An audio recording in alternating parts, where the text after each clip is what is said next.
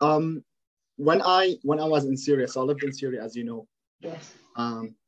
For over 2 years, so around 3 years during the war, and um, like studying medicine was not like something like a dream for me as I was growing up, but then during the war, it really started becoming something that I really wanted to do. You know, seeing people dying around me, seeing people in their most vulnerable state, and instead of you know, and they just like face the cruelest things from bullets and from tanks and from bombs, and no one's helping. There's lack of medical care and doctors, and people die from you know bleeding.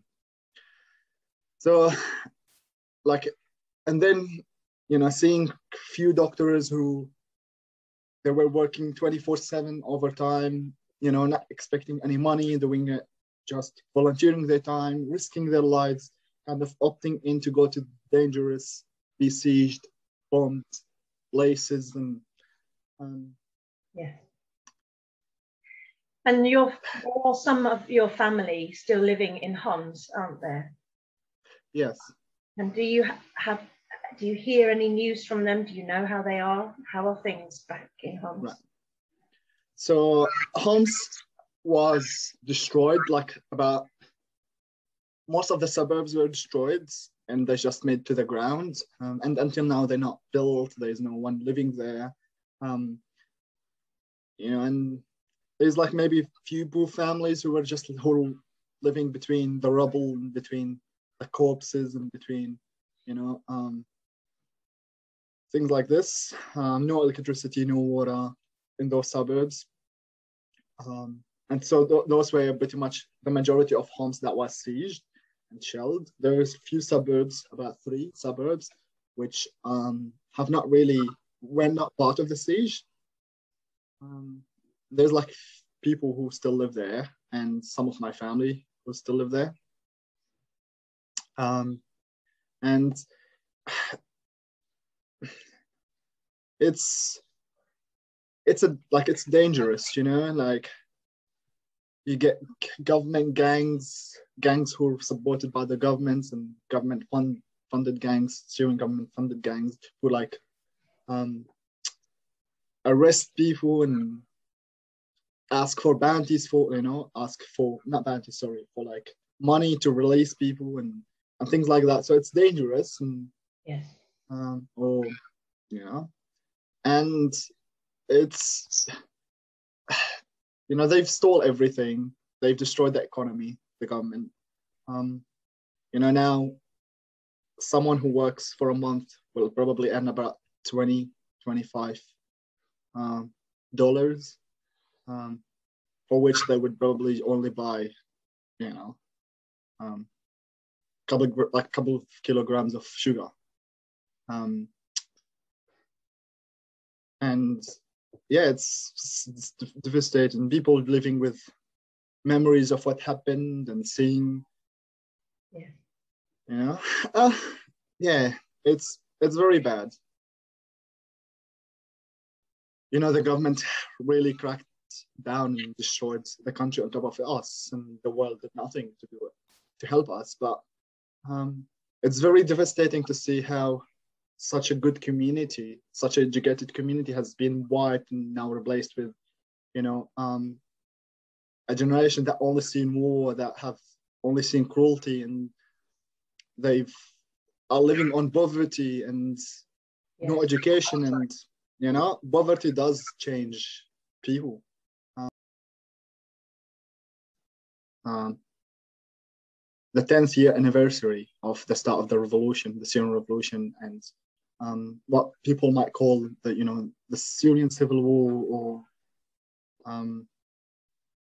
when it started as a revolution.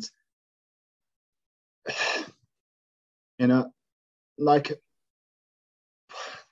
they really should have done work by the international community, should have been done much earlier to kind of stop life, the loss of life, and stop kind of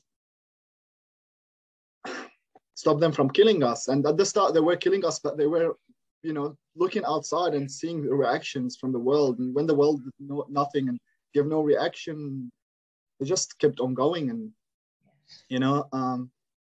I think now what could be done is kind of helping the generation, the new generation that knew nothing but war, with education, with like helping the people who are still in refugee camps, who are wanted for the government. And every, second day you get like a video from a government official or from a commando saying that we're waiting for you to return and we will like be sure that you're going to be slaughtered.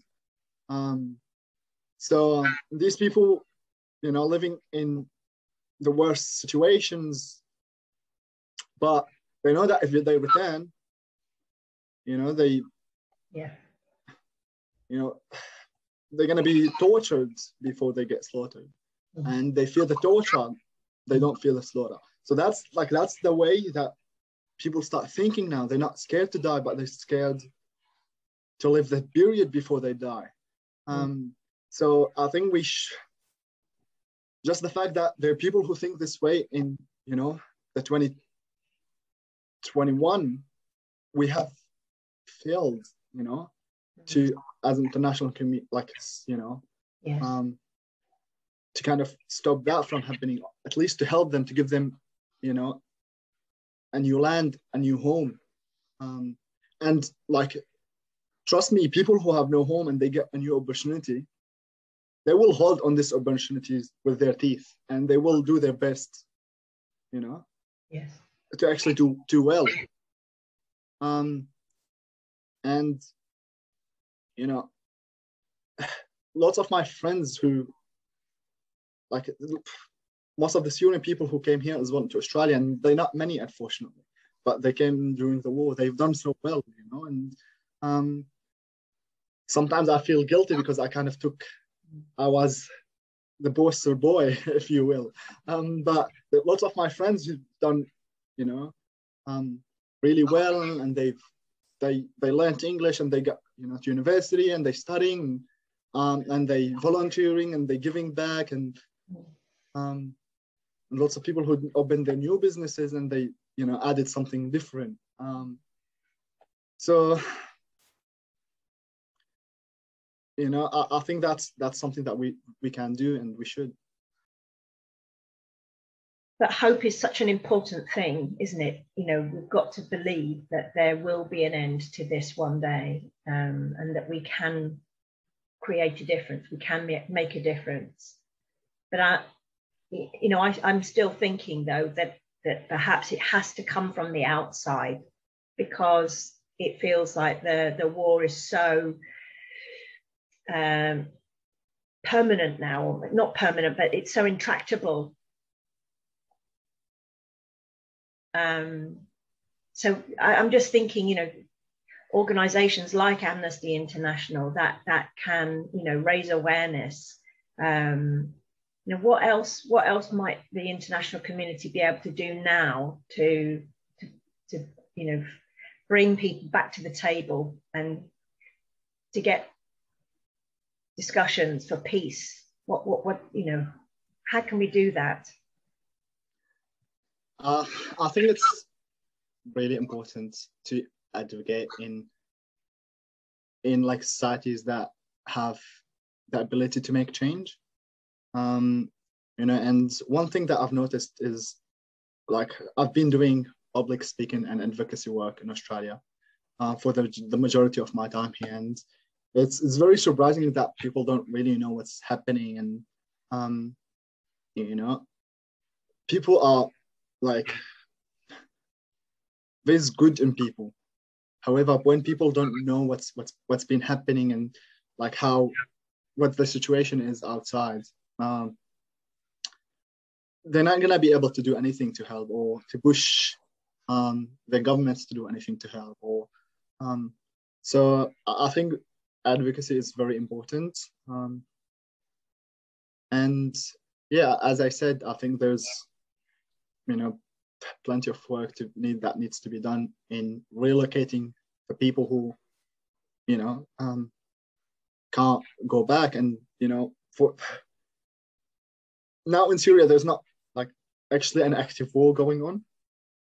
There's more of a, one state who's still not captured or not, under the government control. And, there's like ceasefire type of situation. But, in the majorities of the other cities, there's no war per se. There's lots of other things, like ugly things that's been happening there. But as I said, people can't actually go back. Like, they will get slaughtered from the border, and there needs to be a solution for these people. If we weren't able to make a free, to help the people of Syria create a free Syria, a democratic Syria, a Syria that is, not a dictatorship, that actually contributes to the, and takes up from the values of liberty. And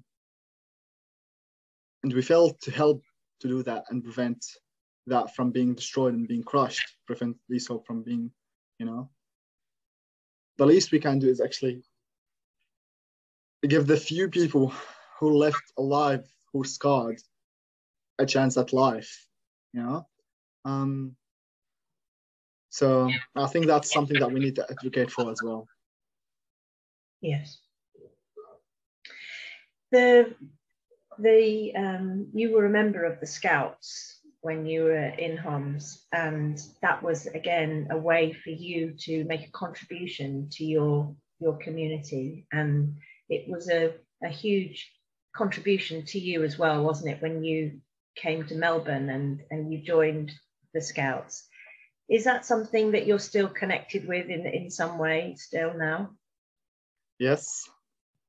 So I'm still friends with all like Scout colleagues.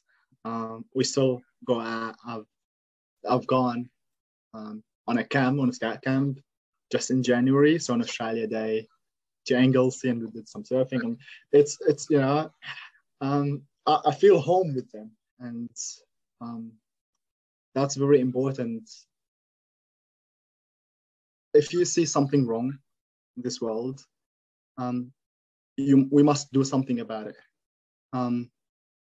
It's either with our hands, or if we can't, then with our words, then if we're not able to, at least with our hearts.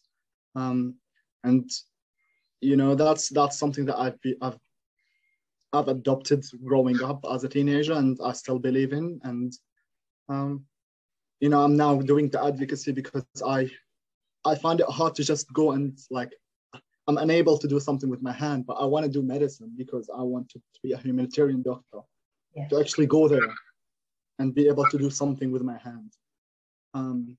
So that's, I just wish that everyone could, just say something if they see something wrong, or, and maybe if that happened, if enough people did it when the shooting started, who knows, maybe over 1 million people would have been saved. So, yeah. But thank you so much for having me, and thank you so much for talking and giving